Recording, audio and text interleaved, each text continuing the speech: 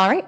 Good evening, everyone, and welcome to this work session for the Tigard-Tualatin School Board. I will call this session to order at 5 p.m. And with that, I will hand it off to our presenters. Good evening.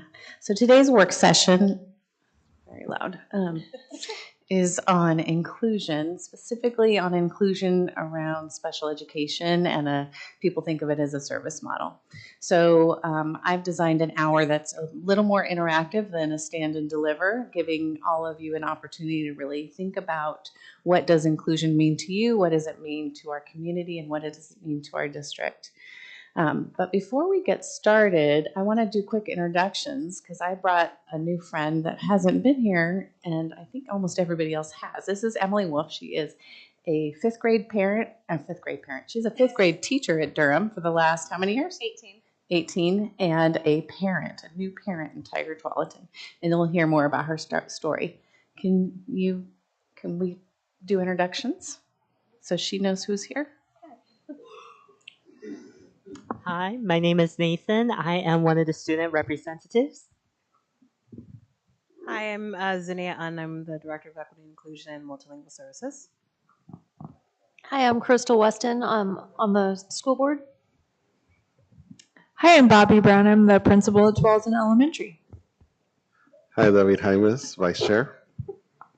Hi, Sky Rowe, Tualatin High School Student Rep. Hi, I'm Jill Zerschmied, School Board. Kristen Miles, School Board. Lisa McCall, Assistant Superintendent. Nice to see you. You know me, Tristan Irvin, Board Chair. Ethan Udosa, Natas Superintendent. Susan Bernard, IT Director for the district. And Darren Bernard, Director of Operations and Bond. And I also asked Bobby Brown, who you all have met before, but I also asked her to be here for her unique insights into how our district has shaped inclusion as a special educator and now as an elementary principal.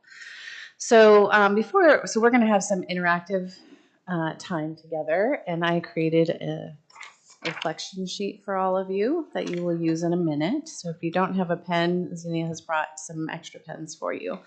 But before I get started, up here on the screen is one of my heroes, Judy Heumann. And I have started to do almost all of my special education 504 trainings highlighting the work of Judy Heumann because I feel like she is somebody that we all should know. Like we know Martin Luther King, we should know Judy Heumann. She is a pioneer of disability rights, and I would encourage anybody to research and learn more about her. You can learn about her from the Crip Camp documentary. But I center myself on heroes like this. As I do this work, I'm so honored to be able to stand on her shoulders and make sure that students with disabilities have access to the community that we have. And just a couple little highlights. She was a teacher who wasn't allowed to get a teaching job because she was in a wheelchair. Things that we forget happened in many of our lifetimes. She used to sit in front of buses so that they couldn't move, to make the point that people with disabilities have a right to go to different parts of the community instead of being isolated in their homes. So just want to start there. Thor, next slide. All right, so your first thoughts. What does inclusion mean to you? And this can be your own quiet first thoughts. You're not going to hand it in. You're not going to share it necessarily. But if you just want to jot that down, we'll give you 2 minutes.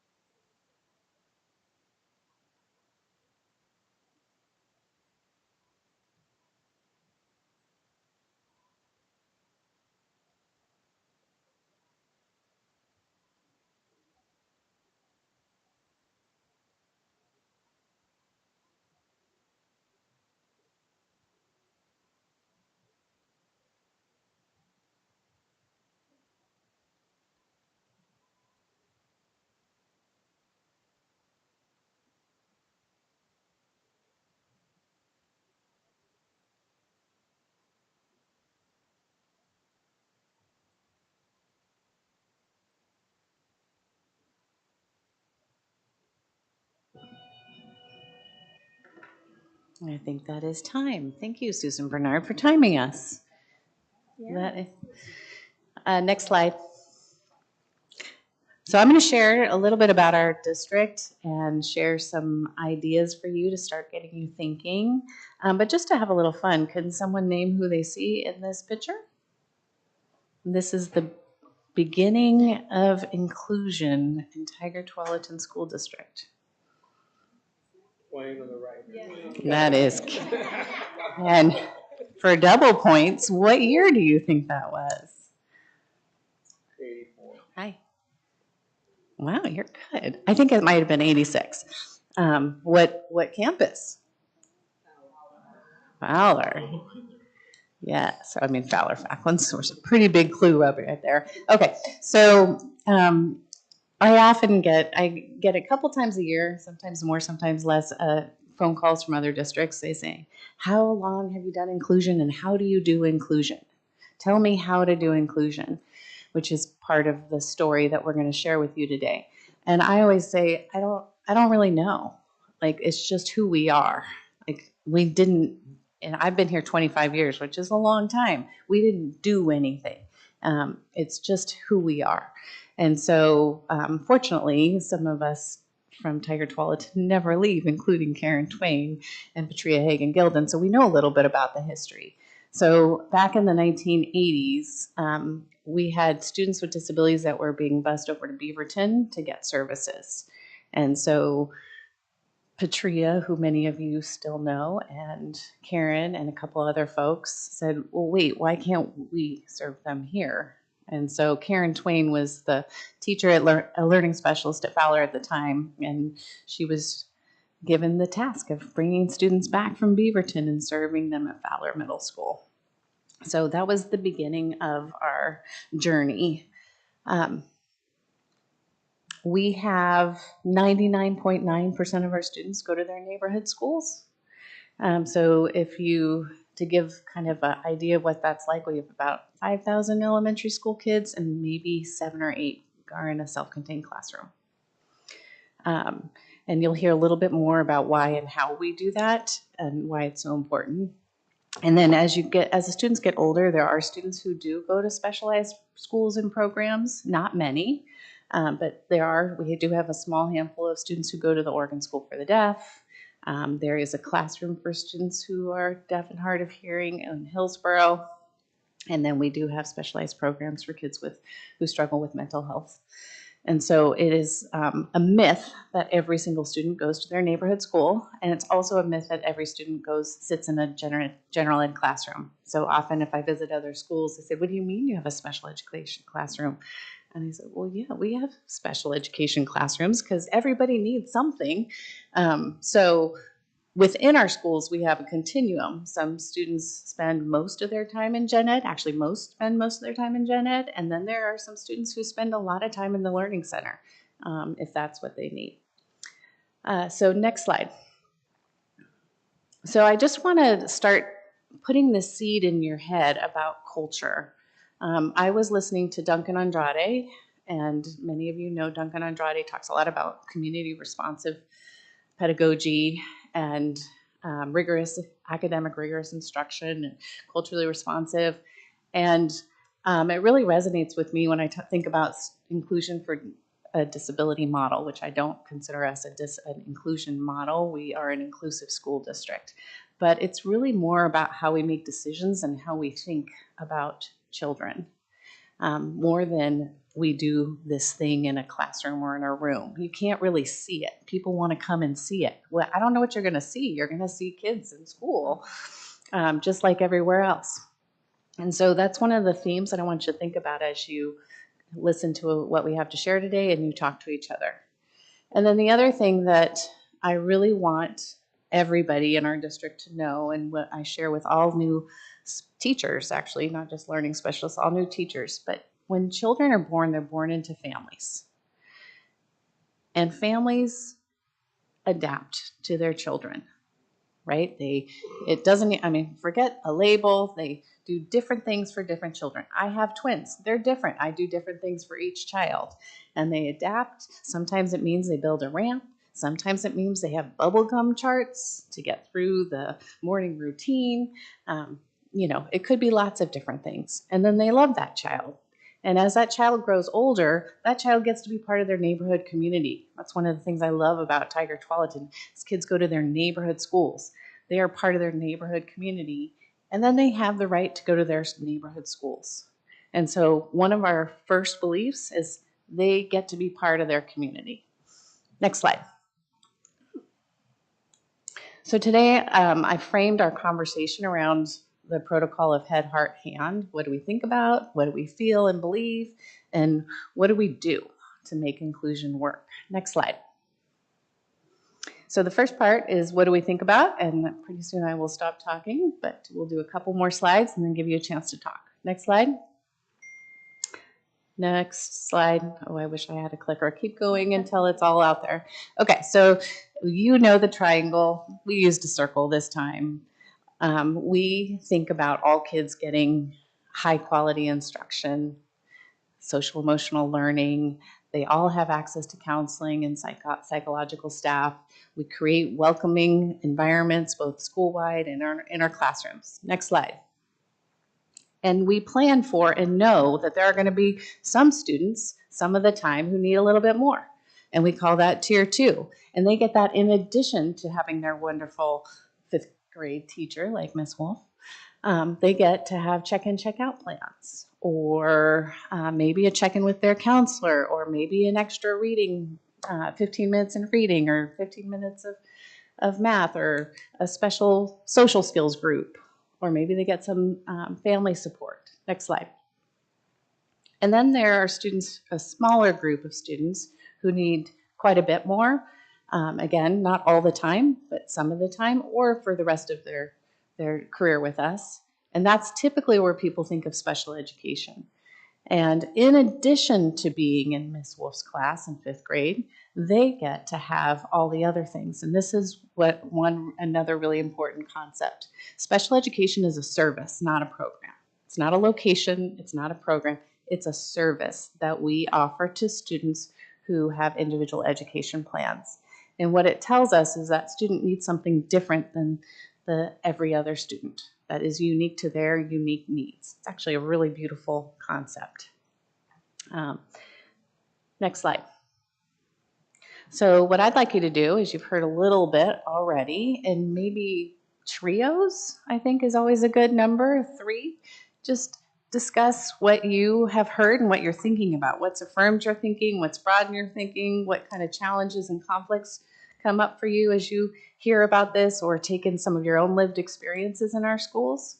And we'll give you about 3 minutes for that, 4 minutes. You're not going to assign them? I'm just kidding. No, I'm not assigning you.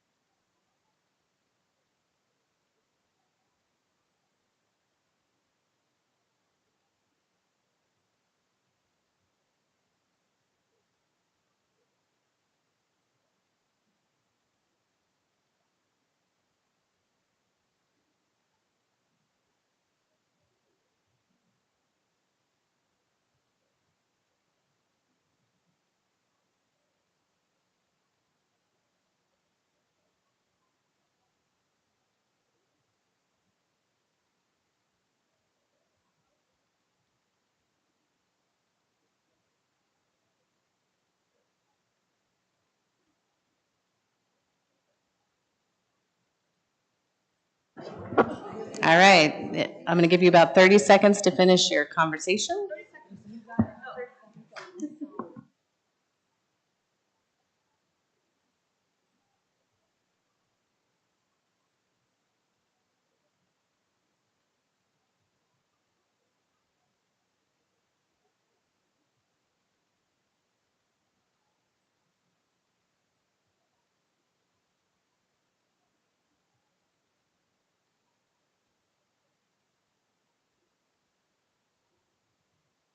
All right, that has been 30 seconds. Let's have some courageous. Let's have some. I know I was eavesdropping on your conversation, so I want to bring some of the richness into the bigger group. So if each group could just share one thing they heard or that. We talked about how,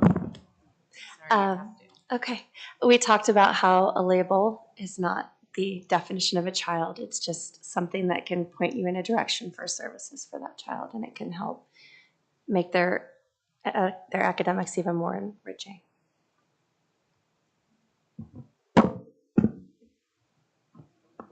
We can go. So we had a really nice conversation about how part of our identity in TTSD is to be an inclusive district. And so when you really break down about how we do that, it's just assumed that we are going to provide inclusive experiences for kids from academic instruction all the way to enrichment activities. So sometimes we don't talk about how TTSD works so hard for kids to access field trips and outdoor school and also how hard our LSAs are working to make this happen. That's a group of educators that are absolutely the backbone of how we support kids around inclusion. So lots of good conversations there. Thank you for bringing that up. And we just did that special education stipend, and there are 325 special educators in our district. I even said, wow. Because there's quite a few bus drivers that I didn't know as much about. So 25, yay, bus drivers, because sometimes they're the most important person in a child's life. And then the other thing I was going to mention is I invited Jen Mills from the high school to represent high school, but she's at Unified Sports. So to your point, Unified Sports is one of the big accomplishments of our district in more recent years. Thank you. Next group.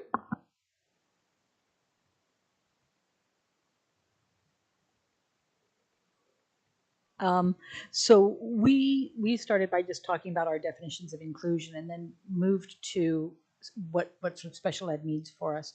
One point was that rather than it being special education, I like the point that you made about it's not just a program. And I like to think of it as specialized education, and that it is the custom fit to the kid education that really every kid should be getting. We should have IEPs for every single kid in the district. And then Kristen made a really good point, like how does all of this fit in with the nervousness we have about the budget coming with federal dollars? And how is that going to fit in, and is that going to be part of our conversation tonight?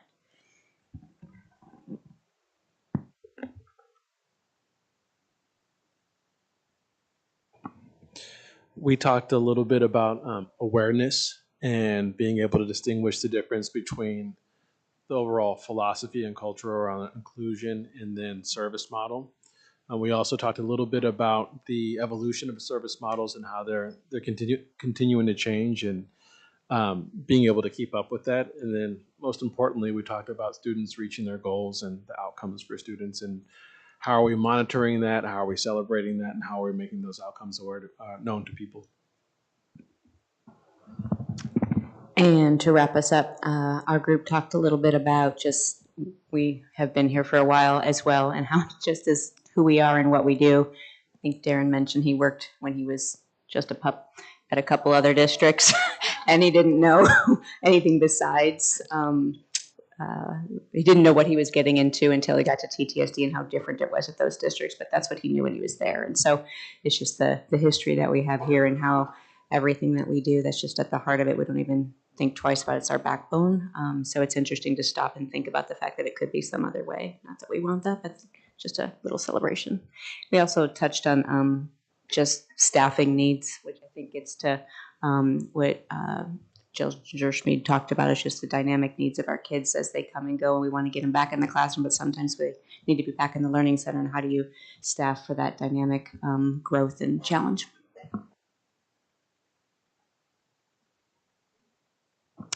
Thank you. I want to highlight a couple things from what I heard is being an inclusive district doesn't mean it's easy. And in fact, sometimes it might be harder. Our learning specialists and our LSAs work so hard to make sure kids have access, to have their individual education needs met. And it's dynamic. I was talking to Susan. It's not just go do this. We expect our special education teams, as well as our gen ed teachers and partners, and our elementary principals, and middle school and high school principals, which is one of the reasons I had Bobby come, is that is a really critical part of our system, is that our principals are special educators. And I only know Tigard-Tualatin, so, but what I hear is that's not always true in the way leaders lead their schools in other districts, because they have different programs. So it's not always easy. And in fact, sometimes it's hard, really, really hard. And the other thing I would say that I always tell people, we are not perfect. We make mistakes. We don't always do things perfectly. We try and we do things right. And we sit at the table and work hard to make it right. But it's not always perfect. We still have parents who feel like they need to advocate more than they wish they had to advocate. And that's part of what we do, is we come to the table and we talk about it. I think we learn from that, though. And we learn from that. Yes. And I think you'll probably have some stuff to share about that. So we're going to move into our next section. Next slide. Thor. Next slide. Next slide. What do we feel and believe? Next slide. All right, so this is from our procedures manual that we've had for years and years and years. But all students, including students with disabilities, are full and accepted members of their community.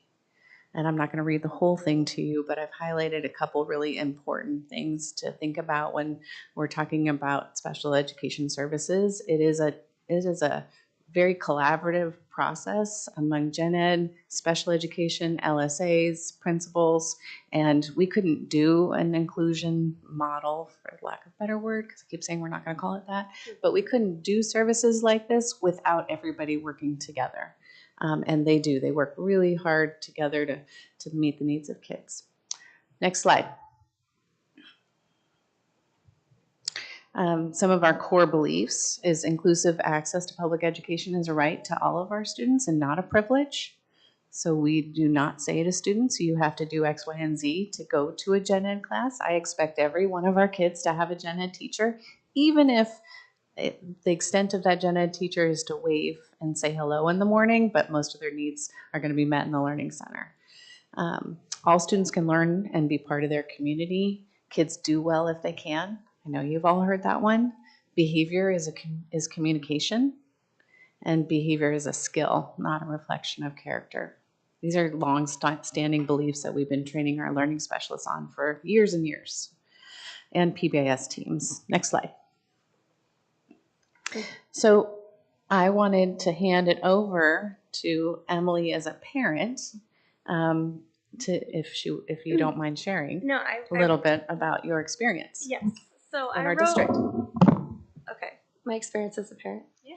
Okay. Or as a teacher, whatever you want. Well, this is my son. This is a quote from my son. We went to the doctor's office 2 weeks ago, and he said, "Oh, I heard you moved schools. How do you like your new school?" And he said, "Oh my gosh, it's way better. My teachers are nice to me. They treat kids with autism like everyone else. It's nothing like where we came from." I did write out what our story is. It's 2.5 minutes, so it's a bit long, but I think if you heard it, you would probably understand the huge impact this district has had on my child in the last 5 months. So Reese was diagnosed early at 3. We did OT and speech from 3 to 8 to get him as much as we could outside of the school. He entered kindergarten with 75% of the prerequisite skills that he needed for kindergarten. He spent a year and 3 months in general education. The principal in first grade pulled us aside when dropping him off in first grade a couple weeks in, saying, "I don't know your kid's name, but I know his scream. If we didn't have him," meaning us, "if we didn't get him placed in a self-contained classroom to get him the help he needed, he's going to grow up to be a school shooter." He's autistic. He's verbal. The school then piloted an ABA program in the classroom for Reese. He was removed from the room a week after it started. The program was done in a sensory room where he was there all day for 2 months. We were not told. When we found out, a meeting was called and we reluctantly pulled him into a self-contained classroom. COVID hit and he was online until 3rd grade. Reese's program was discontinued at his home school, which was just a block from our house. We had to drive him to a different school. He began 3rd grade in a self-contained 3 through 5 communication behavior classroom with no teacher.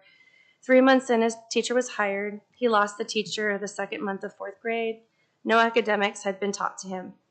He was one of 3 verbal children in a classroom of 13. The focus of the classroom was communication. No academics were being taught. We learned the students were not leaving the room for any part of their day. They had recess and lunch in the room as well as specials. Reese had no interaction with any grade level peers. He had no gen ed class or teacher working with him. We retained a lawyer. We spent a year and a half meeting repeatedly with the district to try to create a mainstreaming opportunity for Reese. We also insisted he start receiving academic instruction. He was at grade level in reading and math when he entered 3rd grade at this school. He received no academic instruction until a new teacher was hired in March of his 4th grade year. He was not given any mainstreaming opportunities until halfway through 5th grade. We would go to school events and feel like strangers. His name was not on the school wall, which welcomed each kid to the school. He had no art or work on the hallways. He was invisible, hidden in a corner of the school. It was heartbreaking. During this time, we petitioned the school district twice to have him transferred here to TTSD, where I had worked for 18 years. Each time we were accepted into TTSD and denied transfer by our home district. Through our lawyer, we provided multiple incidents in which the district did not serve Reese's interests and were unable to provide a free and appropriate education. They wouldn't release him. Last summer, we sold our house and moved to Tigard. Reese began 6th grade at Tualatin in September. He's incredibly proud to be in general education over 95% of his day. It's been a long, hard road, but we're finally able to give Reese the education and school experiences he, like all kids, deserve. He went to outdoor school this year. He's had the opportunity to learn an instrument, something his old district said he was incapable of doing. He played bass in a winter concert this year. I'm incredibly impressed with the kid he's become and so thankful to all the educators and school personnel who've taken him under their wing. Reese is so proud of himself and now truly feels like he belongs somewhere. This is because of the deep belief we have in this district that all kids belong and they can all learn. Thank you so much for sharing that. I know you have more and more to share, but I'm going to give you a chance to take a breath. I'm good. So what I want to share with you is Emily's story is not unique. I thought about a handful of parents that have similar stories that I could have invited, but I wanted to make sure that Reese and Emily got their shared time, and we have families that move into the district so that they get to be included in their neighborhood schools and with their peers. And if Emily were to go on, she would tell you that it hasn't been perfect, but what the shift is that it's Reese. What does Reese need? And the assumption is he's going to be at his neighborhood school with his gen ed peers as much as possible. Mm-hmm. And he's had to learn some new skills to become more independent. But that is all very heartwarming. Thank you for sharing. And then Emily could also share all about being a 5th grade teacher and what it means to be an inclusive 5th grade teacher. Next slide.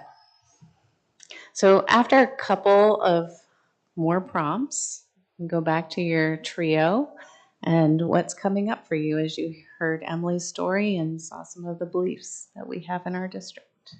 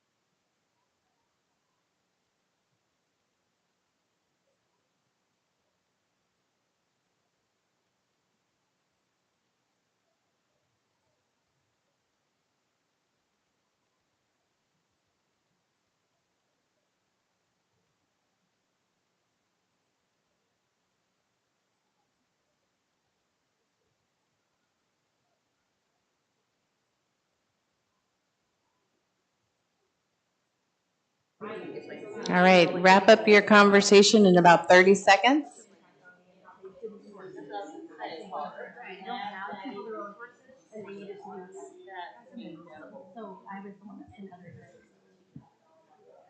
You guys get to be the first to share out.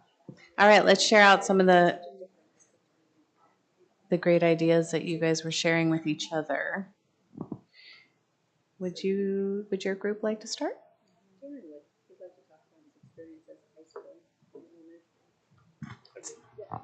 Okay. I was just sharing from coming from an elementary principal and going up to be a high school principal, we're so inclusive. It became that culture at the elementary school. And then as those same kids fed into the high school where I was principal at, that didn't change. And it was just that feeling of community, and you'd go out at lunchtime or in the halls, or our students were engaged and were so supportive. And that is the culture of TTSD. And so I think it's a pretty special place.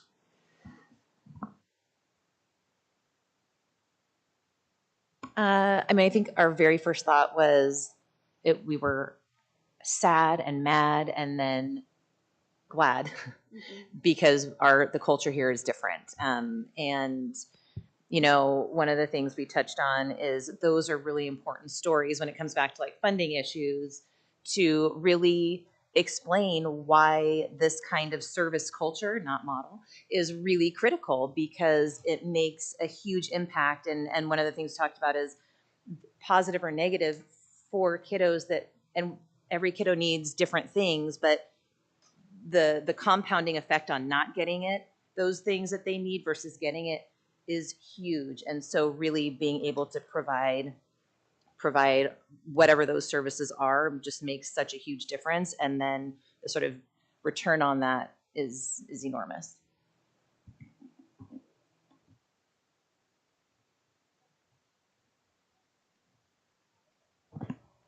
Well, we kind of just talked about, Jill and Jill's daughter and myself have just been in the school district pretty much our entire education. And hearing stories like that, it's heartbreaking because, I've never actually experienced an interaction like that before.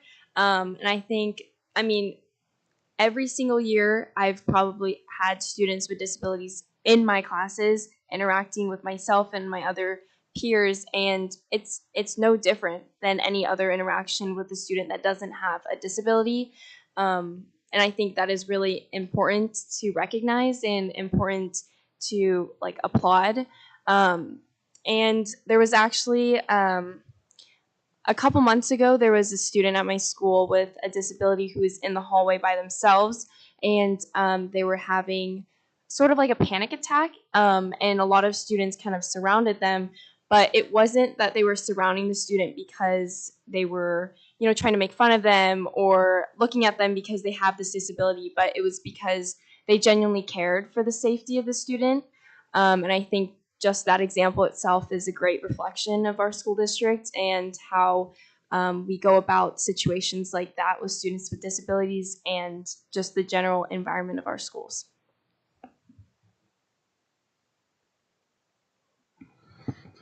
I think going along those lines, we talked about how inclusion is really an idea that everybody needs to buy into. And if we're not bought into it, then it's not going to work out, right? And so our way here at TTSD is that most people have bought into that, and when we're bringing new people in, we ask them, "What is your idea of inclusion?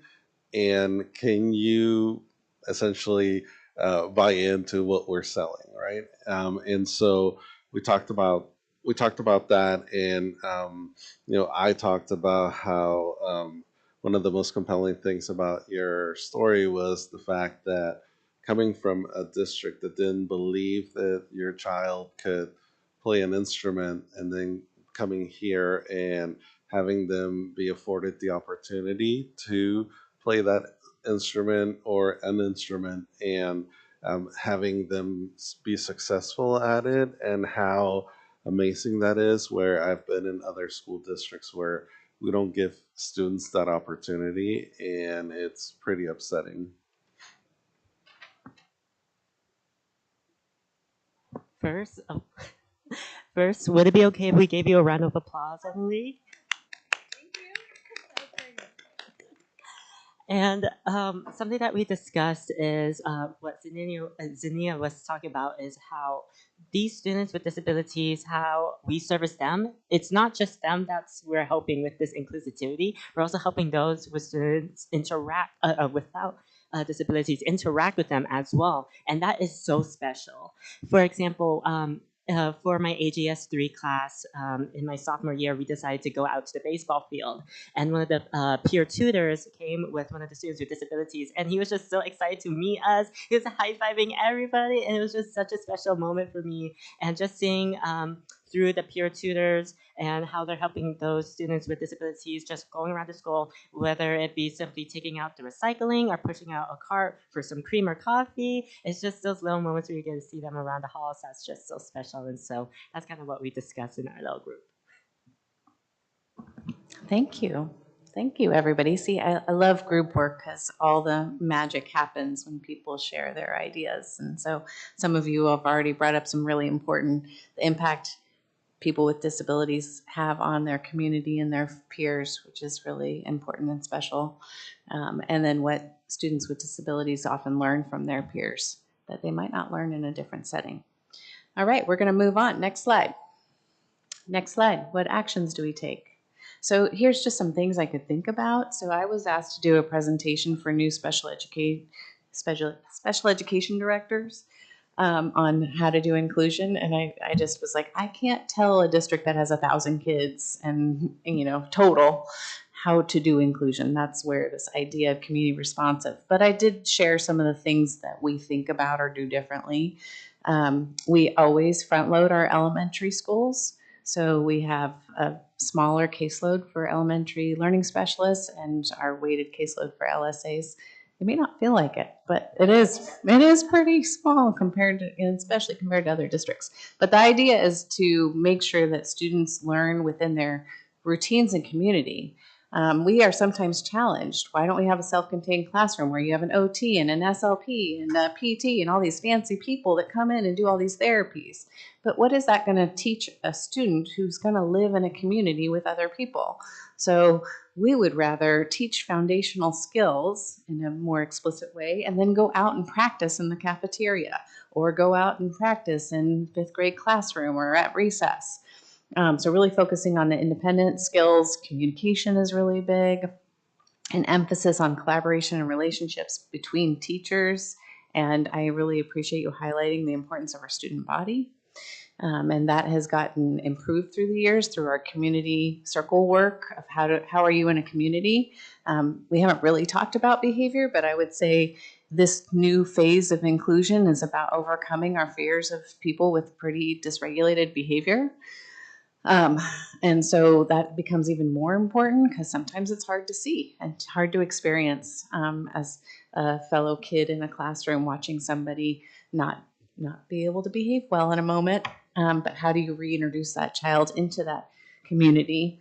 And a point of statistics, when I look at our tier 3 behaviors, the majority of our students that we had on that list last year are not on that list now.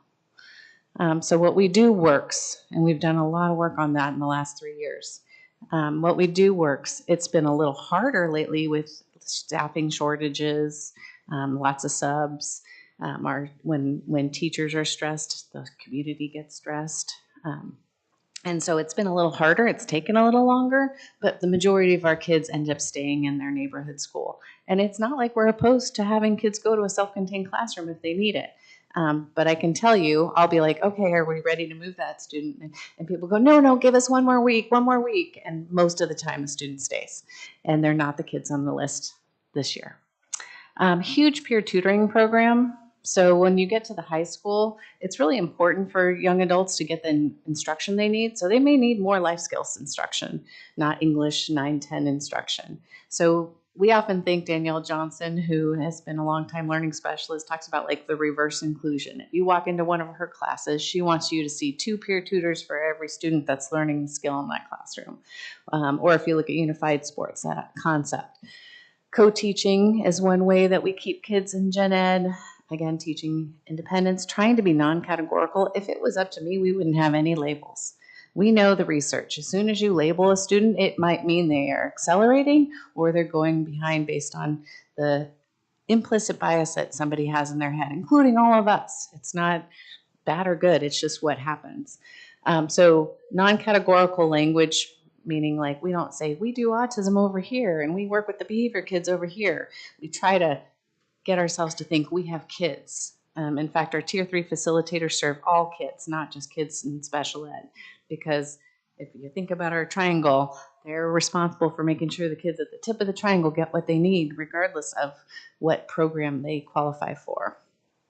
Database decision making, our gen ed teachers are a huge piece of this and do an amazing job including kids in their classrooms. We've since worked on an integrated SLP model so that our SLPs are really supporting that idea of communication, particularly around behavior. New staff training, leadership responsibilities, those are some things I could think of. I'm sure around the table you could think a lot more. Yeah, Zinnia's going to add something. Yeah, I want to add, and we talked about this in our small group too, and being a learning specialist also for over a decade here, one of the things that's not on here that I think is really important to bring up is our partnership with families. I think the most critical component of a student's success is the like beautiful manifestation of like working with a team of people to say what are the conditions that are needed to ensure the success of the student, and then along the way in that journey you're also growing and supporting teachers and their instructional practices, their behavior management skills, social emotional learning opportunities. So I just want to say those are another component that's really critical as well. Thank you. Next slide. So instead of doing, I want to save a little time for our optimistic closure. So I'm hoping that you've had enough chance to think and share with the big group some of the things you're thinking about or connecting with or the personal experiences like Zinnia just modeled. And I want to highlight that the beauty of special education is that you have an interdisciplinary team that includes the parent and often the student. And so that's the IEP team that comes together and says, what does the student need? And then we have this really big, thick program that has lots of words on it. All right. Emily, anything from your experience as a fifth grade teacher?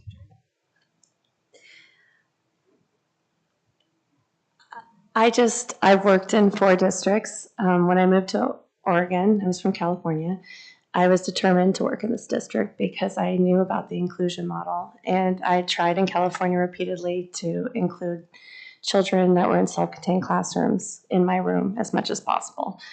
When I came here, I begged and pleaded to get a job here, and it's been rewarding every day that I've ever worked here. It's a reflection of our society, and I loved hearing that you guys are still, I mean, in elementary school, we push it so hard that everyone is equal and everyone should be loved and everyone should be accepted, and to hear that you guys are still going through with that in high school is really, really helpful because that's a very hard time emotionally, and you know, you're defining yourself more, and to know that you still care and you're still watching out for those kids really makes me feel good that we're doing a lot of good. And I would just add to that, because I had a fifth grader last year and obviously a sixth grader this year. And one of the things that was very clear around that sort of building and district culture, which many groups hit on, but just in a really specific way, is when my daughter would come, you know, home from school and we'd be talking about her day. It was very much like, oh, like, yeah, I just kind of needed a break from this right now. Like so-and-so just needed to kind of like be in the like closet space for, like, everything was just normalized. Like all of the things that we needed as a class to get through our day, to get through that moment when it was hard, whatever it was, which was different for every kid. It was that sort of thing. Like there were no labels. It was just like this, yeah, man. Or it was, oh my gosh, so-and-so had the best day today and we had a great conversation and they let me like help them with their work and they got to read to me and I got to do this with this other person and they helped me with this. Like it was all just this very symbiotic sort of culture in that school and classroom that you worked very hard to build. I think particularly with that class. And so, yes. And it continues because that language has stayed. And so like kind of at the high school level still staying, I mean, it's still there. Like, oh, it was great that this person had like the best day today. And like, I gave them a hug and I asked if that was, you know, like it's just, it's there and it's lovely, very normalized.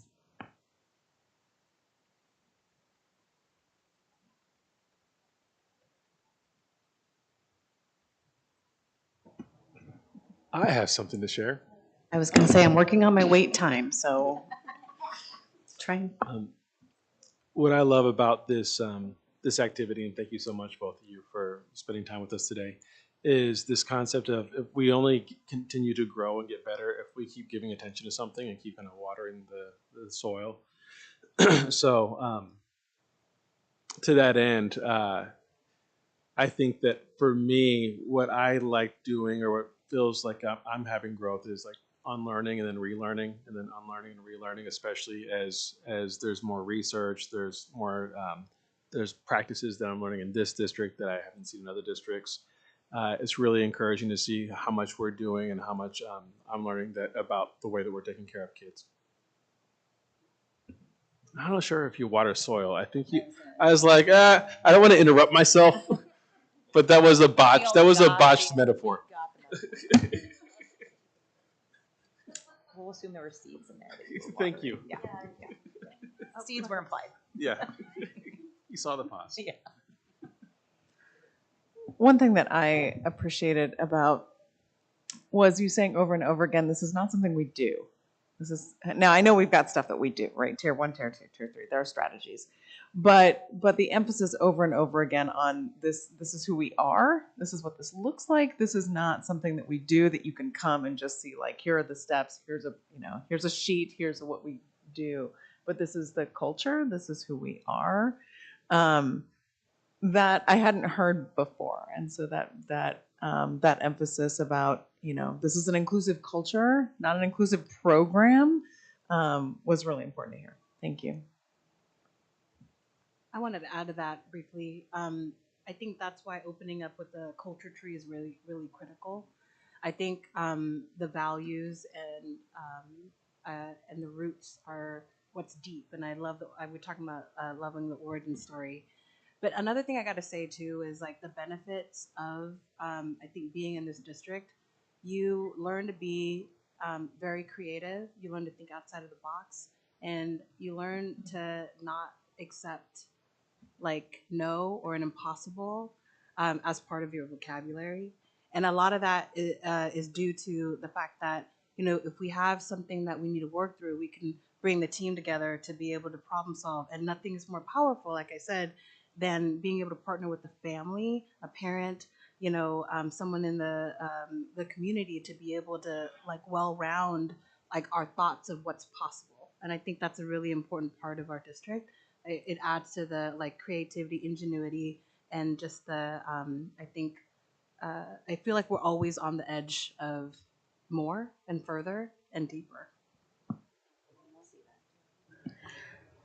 I don't think I've shared this with anyone. When I was a principal in another district, I modeled my school culture and climate from TTSD because I wanted to create an inclusive space, and really was looking on the outside in and saying if TTSD can practice this culture of inclusivity, then I as a principal can also build that culture within my school setting. And I did it for a while, but it wasn't because it's couldn't go broader than what my staff and I believe that every student has a right to that space and access to opportunities like their peers. And so it was just like, I don't think I've ever shared that, but yeah, appreciate it. I don't think I've heard that story. I appreciate all those comments, and it's true. Every time I do this, I reflect a little bit more, and I think many of you have met Heidi Dawkins, and oftentimes the most challenging student, nobody will take. So we have this kind of attitude, which is if someone else can do it, we can do it, and if not, somebody, and we have to. So we have sometimes had to figure out some of the most creative, challenging situations, and I think we kind of thrive on that challenge. In fact, during the pandemic, some of our learning specialists were the most adaptable in the change to online school because they are constantly problem solving. Thor, could you move it to this video? So we're going to watch a video as our optimistic closure, and I'm going to let you self-reflect on your own so you have an opportunity to hear about one of my other favorite people, LaDerrick Horn, who's a spoken word poet who's going to talk. This is for the ones who would not be trapped behind exclusion's shameful wall. And this is for the ones who will continue to push until every barrier falls. This is for every wounded warrior who came home and challenged our grateful nation to elevate its expectations. This is for the ones who blocked the buses, sat in the sit-ins, and crawled to the Capitol. This is for the protesters, the marchers, those adapt angels with wheelchair wings who troubled the waters of their time so that this generation might live in a more inclusive now. As I write this, all over America, monuments are falling, and only questions stand atop each empty pedestal as I recite this. I hope an artist is listening and will respond with marble and bronze. But until then, Ed Roberts, Judy Heumann, this poem is for you. Let each line chase the light in your smiles and trace the contours of your commitment. Let these words salute those dedicated to the ideals that equality sprouts from the branch of equity. Independence is the flower that grows from access, and freedom is rooted in the soil of advocacy. This is for the ones who've embraced the reality that humanity is both fragile and mighty. When we ask for help, it is not a sign of weakness, but instead is an indication of our determination. However you navigate, it is legit. This is for those who read with their eyes, ears, and fingertips. This is for the minds that dance in details, and for the wide-eyed ones that remake the world with every thought they think. We are the river of innovation from which the whole world drinks. And who am I? I am a lover of words, left heartbroken by every spelling test. In school, my desk was in a classroom at the end of the hall, so this poem is for me too. Within me is the meeting of two movements. I am black and blue. My disability is hidden, and I am the descendant of those who could not hide. I am your neighbor, your countryman, one of the poets our nation has produced. And here is what I know to be true. This world is not enough. And if this here is what we call normal, I say, let's be different. Let us, on this day, celebrate every shape, every color, every way. Let our actions commemorate the array of our being. Build a future in service of the multitude, and let this century be the wilderness from which our better selves are born.